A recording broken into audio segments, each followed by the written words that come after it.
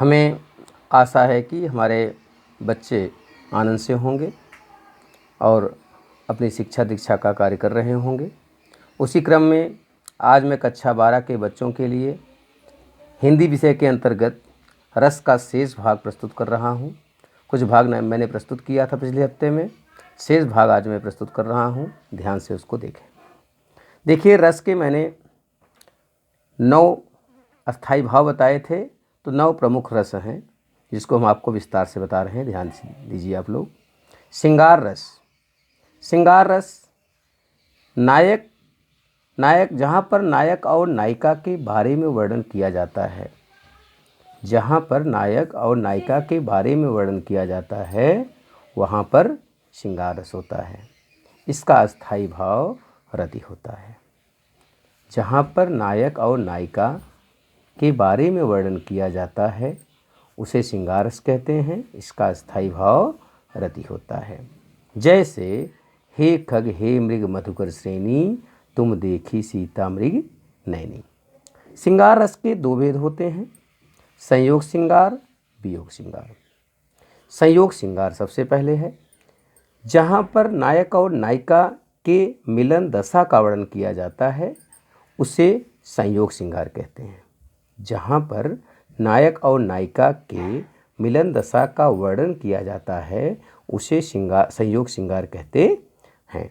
जैसे बतरस लालच लाल की, मुरली धरी लुकाए, शौह करे भौहन हंसे, दैन कहे नट जाए।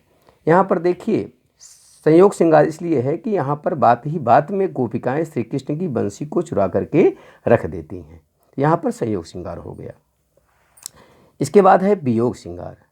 वियोग श्रृंगार जहाँ पर नायक और नायिका के विरह दशा का वर्णन किया जाता है वहाँ पर वियोग श्रृंगार होता है। इसका अस्थाई भाव उसे वहाँ पर वियोग श्रृंगार होता है। जैसे उद्धव मन्न भय 10-20। जब गोपिकाओं के पास उद्धव आते हैं और वो उनको बहकाना चाहते हैं श्री कृष्ण के प्रेम से, तो गोपिकाएं उद्धव से कहती हैं कि हे उद्धव, हमारे पास 10-20 मन नहीं है, एक ही मन सबके पास होता है, वही एक मन मेरे पास है और मेरे पास कोई मन नहीं है। करुण रस। जहाँ पर इष्ट पुत्र धन आदि के नष्ट होने पर, जहाँ पर इष्ट पुत्र धन आदि के नष्ट होने पर मन में जो वेदना की भावना उत्पन्न होती है उसे करुण रस कहते हैं। इसका अस्थाई भाव शोक होता है। इसका अस्थाई भाव शोक होता है। जैसे देख सुदामा की दीन दशा, करुणा करके करुणा निधि रोए। देख सुदामा की दीन दशा, करुणा करके करुणा निधि रोए। यहाँ पर करुण रस है, क्योंकि जब सुदामा की दीन दशा को श्री कृष्ण देखते हैं तो करुणा के सागर स्वयं विलाप करके रोने लगते हैं। यहाँ पर करुण रस है। इसके बाद बहुत से उदाहरण हैं, लेकिन मैं एक एक उदाहरण दिया हूँ आप लोगों को, बाकी आप लोग कुछ ध्यान देंगे। वीर रस। किसी कार्य को करने के लिए मन में जो उत्साह की भावना उत्पन्न होती है, किसी कार्य को करने के लिए मन में जो उत्साह की भावना उत्पन्न होती है उसे वीर रस कहते हैं। इसका अस्थाई भाव उत्साह होता है। इसका अस्थाई भाव उत्साह होता है। जैसे मणि साज चतुरंग सैन अंग में उमंगधारी, सरजा शिवाजी जंग जीतन चरदु हैं। यहाँ पर शिवाजी की वीरता का वर्णन किया गया है और भूषण ने किया है, कवि भूषण ने चतुरंगणी सेना का वर्णन किया है, यहाँ पर वीर रस माना जाता है। इसके बाद रौद्र रस है। रौद्र माता पिता गुरु के अपमान के कारण, जहाँ पर माता पिता गुरु आदि का अपमान हो वहाँ पर मन में जो क्रोध की भावना उत्पन्न होती है उसे रौद्र रस कहते हैं। इसका अस्थाई भाव क्रोध होता है। माता पिता गुरु के अपमान के कारण मन में जो क्रोध की भावना उत्पन्न होती है उसे रौद्र रस कहते हैं। इसका अस्थाई भाव क्रोध होता है। जैसे उस काल मारे क्रोध के, तन कांपने उनका लगा, मानो हवा के जोर से सोता हुआ सागर जगा। उस काल मारे क्रोध के, तन कांपने उनका लगा, मानो हवा के जोर से सोता हुआ सागर जगा। भयानक रस। जहाँ पर किसी डरावनी वस्तु को देखकर मन में जो भय की भावना उत्पन्न होती है उसे भयानक रस कहते हैं। इसका स्थायी भाव भय होता है। जहाँ पर किसी डरावनी वस्तु को देखकर मन में जो भय की भावना उत्पन्न होती है उसे भयानक रस कहते हैं। इसका अस्थायी भाव भय होता है। जैसे एक ओर अजगरहि लखि एक ओर मृगराय बिकल बटोही बीच में परियो मूर्छा खाए। एक बार क्या हुआ, एक अजगर और एक शेर था। एक राही जा रहा था तो एक तरफ अजगर मिला, दूसरी सामने उसको शेर मिला, तो वह पागल हो गया, परेशान हो गया कि मैं आगे जाऊं या पीछे, वहीं मूर्छित होकर के गिर पड़ा। तो यहाँ पर भयानक रस है।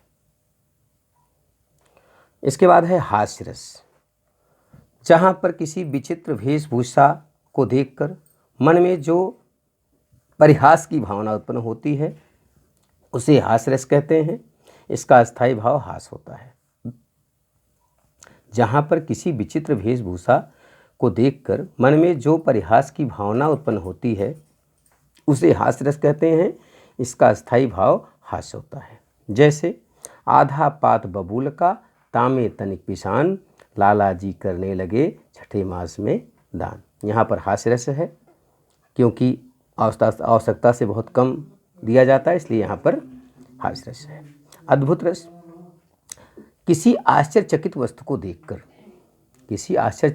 को देखकर मन में जो आश्चर्य की भावना उत्पन्न होती है उसे अद्भुत रस कहते हैं। किसी आश्चर्यचकित वस्तु को देखकर मन में जो आश्चर्य की भावना उत्पन्न होती है उसे अद्भुत रस कहते हैं। इसका स्थायी भाव विस्मय होता है। इसका स्थायी भाव विस्मय होता है। जैसे दिखरावा मातहि निज अद्भुत रूप यखंड रोम रोम प्रति लागे कोटि कोटि ब्रह्मांड। एक बार क्या हुआ, माँ कौशल्या श्री राम के मिट्टी खाने के बारे में संदेह करने लगी और राम बार बार अपना मुख खोलते जा रहे हैं। माँ कौशल्या बार बार मुंह में देख रही हैं और ऐसा रूप हो गया जिससे देख करके माँ कौशल्या परेशान हो जाती। यहाँ पर अद्भुत रस है। इसके बाद बीभत्स रस है। किसी घृणित वस्तु को देखकर मन में जो घृणा की भावना उत्पन्न होती है उसे बीभत्स रस कहते हैं। इसका अस्थायी भाव जुगुप्सा होता है। जैसे आंखें निकाल उड़ जाते पल भर में फिर आ जाते चुभला चुभला कर कौवे मुर्दे को थे खूब खाते। यहाँ पर विस्मय है, बीभत्स रस है। इसके बाद शांत रस। जहाँ पर सांसारिक मोहमाया को छोड़कर मन में वैराग की भावना उत्पन्न होती है। जहाँ पर सांसारिक मोहमाया को छोड़कर मन में वैराग की भावना उत्पन्न हो वहाँ पर शांत रस होता है। इसका अस्थायी भाव निर्वेद होता है। जैसे अब लव नसानी अब न नशे हों राम कृपा भव निशा सिरानी जागे फिर न नशे हों। यहाँ पर तुलसीदास जी स्वयं श्री रामचंद्र जी के पास विनय पत्रिका के माध्यम से यह शब्द भेजते हैं कि हे प्रभु, अब तक मैंने जीवन में जितना गलत काम किया है उससे मुझे जो भी कष्ट मिला है दोबारा मैं उस अंधकार में जाना नहीं चाहता। मैं प्रकाश में आ गया हूँ, इसलिए मैं अंधकार में जाना नहीं चाहता। यहाँ पर शांत रस है। धन्यवाद। अगले क्लास में